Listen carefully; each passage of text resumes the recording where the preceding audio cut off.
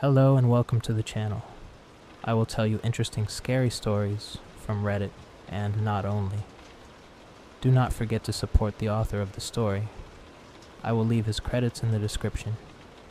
I also hope for your support of my channel in the form of likes and comments. I really appreciate it. Get comfortable in your bed, put on your headphones, and turn off the lights. It's going to be a night of nightmares. We're starting. Every time it rains, though, only at night, a spiraling wooden staircase appears in my room. The sound of the rainfall against the roof is usually enough to rouse me from my sleep. The drumming against the glass, loud and clear. The streetlight beyond the window casts a wash of shimmering orange light into my room through the gap in the curtains. And this light falls upon the staircase, extending up and through the ceiling into a world of shadow. The first time it happened, I just assumed that I was dreaming, and so I paid it no mind. I simply rolled over and returned to sleep, amused. The sun rose the next morning and cast the night away, and with it, the stairs, and I promptly forgot all about them. That is, until a few nights later, when they appeared again. Same spot as before, standing silently. I remember staring at it from my bed, trying to comprehend, trying to work out if what I was seeing was actually real. I glanced around the room and realized that the door to my bedroom had vanished, replaced entirely with blank wall, and I ended up just watching the staircase, wide-eyed and terrified. Unsure how to proceed, and afraid that something might come down them, I think in the end, I just screwed my eyes tight shut and forced myself back to sleep. This is what I did the third and fourth times too. I began to fear rain at night because I knew what it meant. I started obsessing over weather reports. It was not until the staircase's sixth appearance that I found the courage to actually get out of bed and examine it a little closer. I know that there are some people out there who would have raced up that thing on day one, but I'm sorry, I'm just not one of them. I'm not the type of person who just acts. I have to think things through. Everything. I have to think everything through. I have to have all possible outcomes laid out in my head before I can commit to something, no matter how insignificant. I'll get a little confidence boost when I'm able to follow one of my pre-prepared routes all the way to the end, but it's exhausting. And sometimes, quite often in fact, something will happen that I hadn't prepared for. A conversation won't go the way I expected. A phone call fails to follow any of the possible paths I had pre-planned, or a social venture lands less than desirably, and I panic. I am reminded that life is chaotic and unfair, and I retreat back into myself a little further. I put things off because of this crippling, self-imposed setback. A pair of dumbbells sit unused and gathering dust in the corner of my room. My college assignments pile up. The university starts automatically, knocking marks off your maximum potential grade for every day you fail to hand your assignment in past the deadline. But for some reason this still just isn't enough to motivate me. I hate myself, and yet I cannot find the will to work as hard as I would like. I stepped a little closer to the staircase. I tapped the edge of its rough and crooked carved banister with a finger as the rain washed down the window. Hard, cold, dark wood. I looked up. The steps of the stairs went round and disappeared up through a hole in my ceiling into a world of shadow. I imagined a terrible, twisted creature clambering suddenly down on all fours, eyes wide and jaw distended, screeching through the dark. And I saw myself trapped in a room with no door and no way out. Heart pounding, I returned hastily into my bed and pleaded for the night's swift passing and the rise of the sun. And sure enough, after a long and torturous night, it rose. My life continued to stagnate.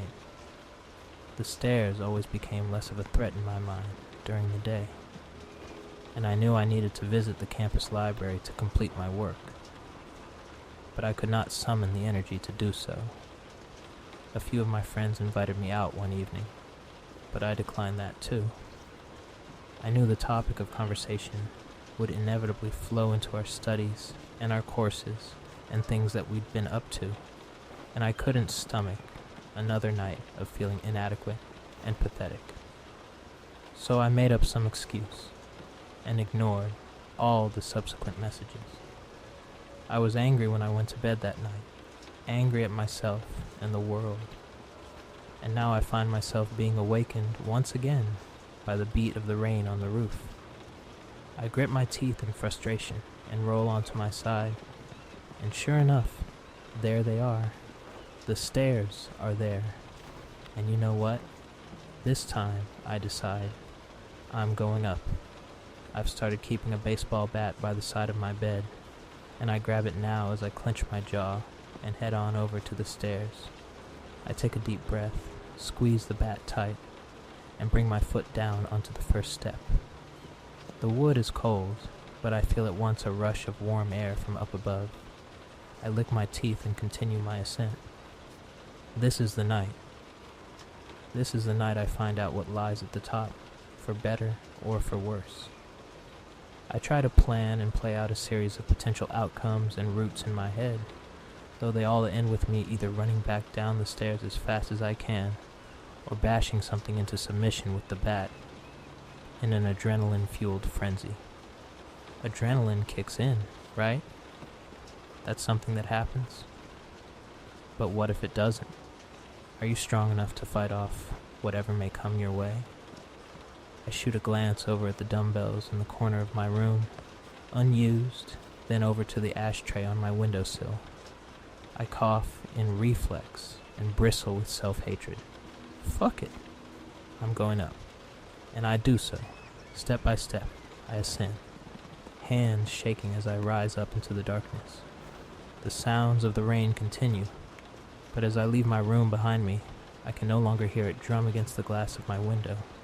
Instead, my ears suggest the rain now falls on foliage, leaves and ferns and forest. My eyes adjust quickly, quicker than one would expect, and I find myself surrounded, bizarrely, by jungle plant life. The air suddenly thick with intense humidity, the smell of it strong and rich. I pause and look around. Strange giant wildflowers quiver subtly in the breezeless wild. The buzzing and whirring of curious insects dance at the edge of my hearing, and I feel myself growing damp. Sweat buds across my skin, and rain drips onto my neck and shoulders through gaps in the wooden staircase above me. I strongly consider turning back. I'm way out of my depth here. This is insane. This is impossible. I'm not the man of action. I really haven't thought this through. I should return back to my bed. Back to supposed safety. Like you always do, coward. I feel myself flush. No, not this time. This time I'm going to keep going. I make my decision and take the next step, and a noise echoes in the distance, far above and away. Clock clink. I wait for it to happen again, but it does not. So I carry on cautiously up the stairs, the bat held high. The level of light around me becomes brighter, and awash in green, I confirm without doubt that I am stood in the midst of an enormous rainforest. Bright and foreign moss covers the banisters of the stairs. Vines hang down between the steps, and massive, vibrant flowers are in bloom all around, nestled amongst the dense undergrowth and brush of the jungle. Step after step I climb, afraid but emboldened by my own commitment. The way up and ahead is blocked by huge, heavy leaves. I push through them and break above the canopy of the jungle, then pause for a moment to catch my breath. My mouth falls open in shock as I do so. The stairs have ceased spiraling and instead stretch out like a path ahead of me, tucked into the side of a lush green mountain and rising at only a very steady incline. To my left, the tops of the trees fall away below, out and over an immense and forested valley, before eventually rising back up over more mountains in the far distance. The rain pelts steadily into the horizon, from gently churning blue-gray clouds, broken through here and there with rays of glittering light. I am overcome momentarily with a sudden sense of destabilization, of dizziness. I grimace and put a hand to my throbbing temple as I weigh my options. Once again I consider heading back. I wonder if the staircase might inexplicably vanish in the manner it had appeared, if it would dissolve from beneath my feet, and I would tumble down through the trees and crash into the rough, wet earth below, trapped forever in this strange land. But the stairs never just disappear. They never vanish before my eyes. They simply cease to be once I've fallen asleep. They are gone by morning, but I've never been aware of a hugely specific time limit, so to speak. As long as I don't waste my time, as long as I stay awake, I should be okay. I'm rationalizing, I know it. Trying to come up with excuses not to turn back. It's scary, but I've made a commitment. I want to see this through. If I go back down and the stairs never reappear, then I'll never know, will I? I'll never know what lay at the top, and I'll have to live with my choice for the rest of my life. So I continue on along my way, and ahead, in the distance, I hear that noise. Clock clank.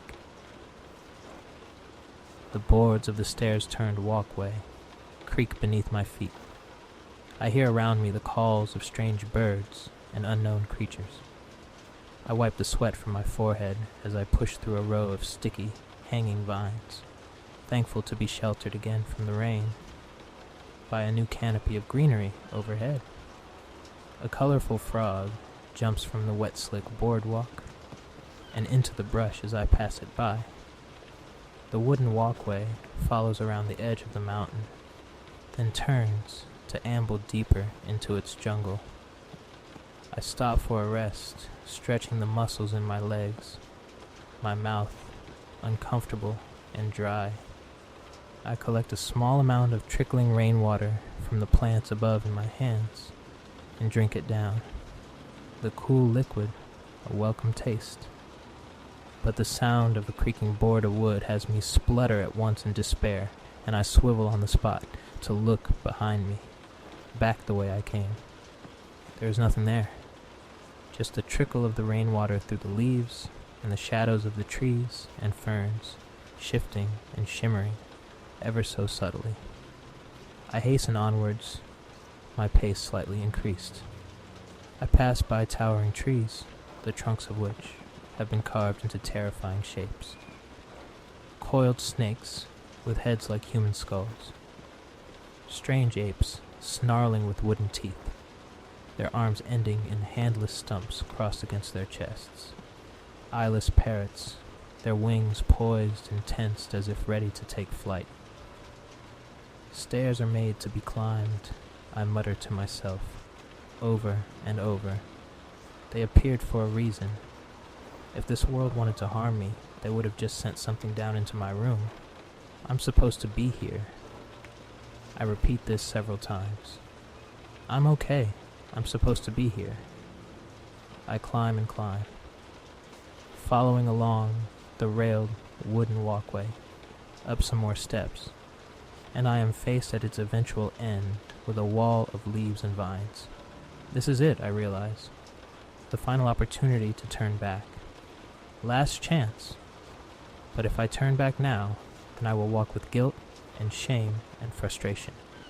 And if the stairs never reappear, then I will carry those feelings with me for the rest of my life.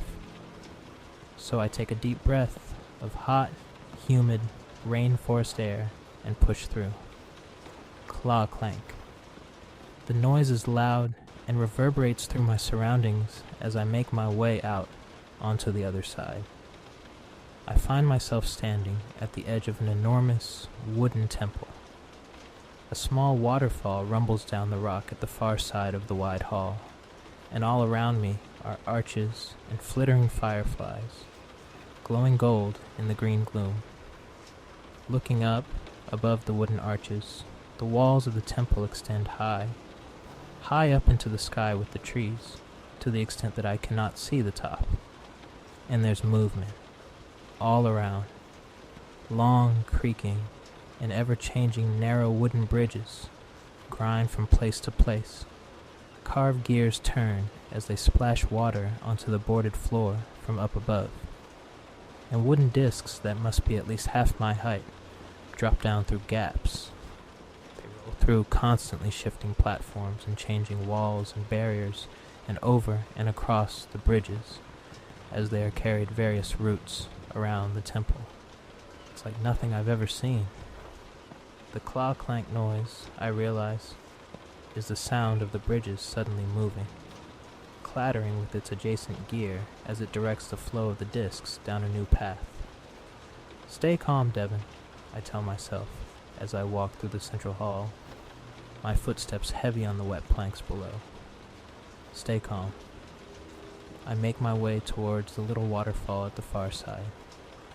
I take in the unsettling carved wooden statues around the base of the pillars and the arches, and I realize they are all of me. I swallow, my mouth again dry. Some of my carved copies watch me pass in silence. Some of them have their heads in their hands. Some are turned to look over their shoulders, as if checking behind, back the way they came. None of the statues look happy, and there is one of these idols that differs from the rest. It becomes clear as I approach the waterfall. Sat cross-legged between two flowering vines, in the form of a carved old man. Moss creeps up his sides and his chest. The wood has darkened with age and with water, and atop his neck is a head that is split into two faces, one facing to the left and one facing to the right. The face to the left has a beard that is carved to hang straight down, whilst the beard of the other is curled up and around his jaw. Neither face has any eyes, and the statue moves. Devon. Say the faces together, in a joint voice like the splitting of a log. I stagger back in alarm, crashing down onto the rain-soaked floor with a cry, barely aware of the pain throbbing in waves through my elbows as I stare in horror at the unnatural idol before me. I am surprised to see you here, says the face with the curled beard. The face on the right. His head cracks around so that we are facing each other. An irregularity, to be sure. The head cracks round to the left, and the face with the pointed beard speaks in turn. Well, do you have anything to say? I stammer in disbelief, in shock, shaking on the ground as the bridges shift softly overhead. The left face sneers. You have always disgusted me, Devon. You are weak. If you have nothing to say, then be gone. I rise to a shaking stand and respond. I am not weak. Claw clank. A bridge on a lower level than the others grinds and shifts. I glance up to watch it connect to a new segment of wall, and a series of discs go rolling across it towards their new destination. The statue's head cracks to the right. Your first chosen words were a statement, in place of a question. I'm impressed, it says. Perhaps your little journey here has done something for your constitution. Perhaps, I reply, cautiously, heart pounding. Perhaps you'd like to tell me where my little journey has led me exactly. Claw clank.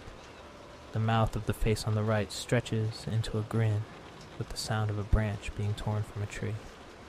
Clever, he says, avoiding another question.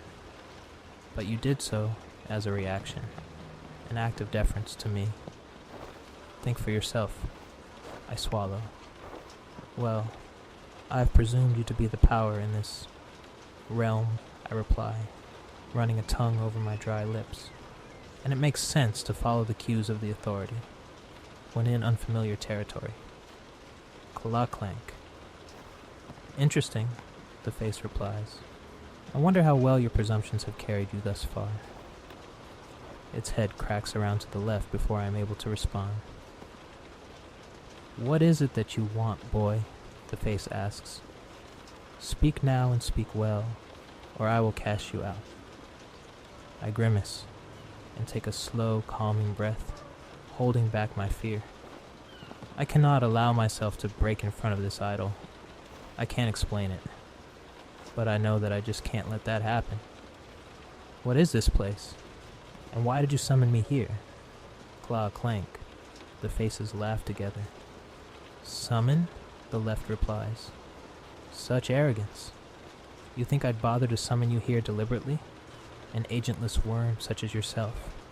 One with a will free in name only, withered and saddened beyond recognition. The face snaps around to the right. If I had summoned you here, Devon, you would not have come. Decision-making is not a strength of yours. You avoid. I stand tall, defiant. But I did. I did come, didn't I? Or do I not stand before you in this very moment? Clank. A bridge pulls out from the wall and slides around at a right angle directly above the statue's head, and a collection of discs roll down, along their new path and into the opposite wall above. You haven't answered my question, I tell them. A pause, and then, you stand in the temple of process. Your temple of process, to be quite specific, says the face on the right. Probability and chance and choice are all weighed here together, and the outcomes play through down below. The columns and the great walls represent varying aspects of your being. I don't understand, I reply, glancing up at the subtly shifting wooden walls nestled amongst the rainforest canopy above. Of course you don't understand, says the face on the left as the head cracks round. You barely exist at all. It surprises me not that your mind is as dulled as your potential for displacement. What ripples do you create in the water, boy? The statue speaks in riddles. I feel like I can only grasp the gist of what it's saying. I gesture to a column up to my left, narrow yet deep, filled with an array of platforms, stacked full to the brim with wooden discs. It extends high up into the trees. And what does that one represent? The head cracks round to the right. The column there in this branch of the temple shows to me a critical component in the matrix of your health. It shows to me the likelihood of one of your cells mutating into a poison, a cancer of the flesh, within the next 7 cycles of the moon. I stare up at the column in horror. Cancer? Clank. Multiple bridges suddenly shift and swivel out from the sides of the column, extending out to meet bridges on the other side of the hall. A cascade of discs falls from the newly shifting platforms, and they roll out and across these bridges to their new destinations. What just happened? I ask the statue. Why is the column changing? You just gave up smoking, it replies simply. What? What do you mean? How could I have just given up smoking? How could you know that? 4 questions in one. The face to the right replies sadly, and his head cracks around to the left. It is a truth. A decision was made. Former outcomes have sealed themselves off, and new outcomes have opened. Is this how you wish to spend your time here? As a gaping fish, blubbering over the simplest of concepts? And what if I change my mind? I retort, bristling with existential fear. Just to spite you, let's say I smoke a dozen cigarettes upon my return to my room. The angle of the bridges above me change slightly, enough to slow the descent of the discs. They creak and groan and drip. Then that will be an exercise of will, the face replies. And Janus knows you need it. I stare up at the creaking bridges for a moment in thought, then watch as they return to their angles and the discs continue their descent to their new locations, rolling noisily through the temple. Holy shit. The implications of a place such as this. I am unable to keep myself from playing my entire life out through my head, weighing on all my past choices and decisions, mistakes and triumphs, few as they are, all swirling, crashing, and melting against and into each other. Claw clank, claw clank, clay clank, clay clank, clay clank. The statue rises to his feet. The motion is horrific. I'd only just gotten used to its faces, and now it stands as an ancient, wooden monstrosity, and I can feel a sensation of sickening vertigo twist and tilt my now fragile hold on reality. Get a hold of yourself, boy, the face on the left shouts at me, as bridges begin to shift with rapidity, shaking the foundations of the temple as they do so. You don't belong here, says the face on the right. Return to your life. Go on as you were. Allow me to return to my peace. How much have I missed? I choke out. How many outcomes have I closed off? How many for good? The statue clenches its fists as splinters rain down around us. The ground shakes. You wait for a coming change. A great fix, says the face on the right, its tone deep and solemn. You wait and you wait for external forces to push you in one direction or another. The head cracks round to the left, but you fail to see that there will be no great change. The external forces rush by like a wind over the rocks as the cells of your life and your energy mutate, one by one. The head shifts, and both voices speak together. Nothing will come of nothing, the ground shakes. Get him out, the voices roar, and I spin to see my copies. The statues of myself around the temple stagger awkwardly from their podiums, stumbling towards me with viciousness, arms outstretched. No! No! I shout. I cannot allow these things to control me. I am the master of my own destiny. I have to be. And I haul the bat up high in tensed and shaking hands, and bring it round in a wide arc, smashing it into the side of the closest copy's head with a deep and echoing crack, one which splinters the wood and sends the statue reeling to the floor with a series of loud thuds. I bring the bat up high and heave it down as hard as I can onto the splintered head. It shatters in a shower of brown and green. Clock clank. I bring the bat round again. I swivel and smack it with grunts of deliberate force into statue after statue, sending them all sprawling to the ground. Clock clank, clock clank. I back away as I do so, retreating to the temple's entrance and the gate of vines. I hold the bat up high and call out to the idol of the two-faced man. I'm going, all right, I'm going, but on my terms, not on yours. The decision is mine, and mine alone. Clock clank. The statue opens both his mouths, makes to speak again, but I choose not to stay and listen. Instead, I turn and run from the approaching statues, sprinting back across the boardwalk, through the forest and the rain. Clock clank. I slip and I stumble, but I do not slow. Lightning crackles through the sky in the distance, but I pay it no mind. I hurtle back down along the wooden path and around the edge of the mountainside, and I can feel the wood beneath me start to creak. I put my hand on a rail for support, and it breaks clean off, falling down into the jungle below. Oh no. Oh fuck, am I too late? Was I gone too long? The creaks grow into a series of cracks, a loud, rotting, tearing. The wood gives way. The planks beneath my feet start to break off and fall through the leaves. Please, I mutter, then louder. Please, just a little longer, a little bit longer. I can see the top of the spiraling staircase. I'm so close, but not close enough. Just as I grab the rail, the entire apparatus collapses. It falls with the rain. Down through the twisted trees and leaves, I try to grab a hold of something, of anything, but it's too wet. I can't get a grip. The vines, they aren't slowing me enough. I can't keep my grip. Oh fuck, this is the end. I squeeze my eyes tight shut in panic, calling out for help, for something, for anything. And the air that rushes past my face suddenly cools. The humidity is left in a cloud behind me, and I slam down hard and land on the carpet of my room, sending an almighty shudder through the floor and the walls. Oh God, I groan. Oh Christ. A moment later, my room door is thrown open.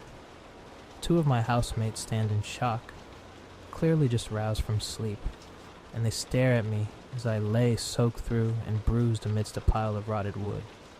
What the fuck, Devon? Are you okay, man? What the hell was that?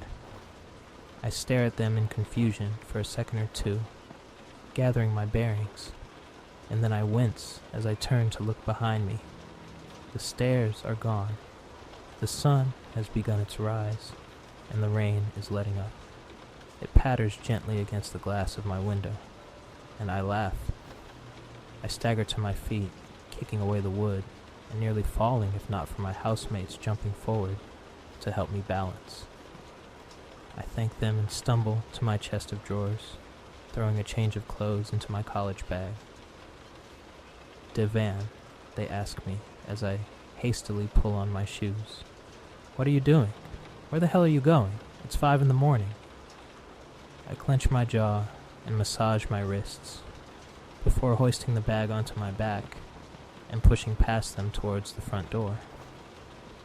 You know what? I reply with a wave. I'm going to go to the fucking library, and then, I think, to the gym. Claw, clank.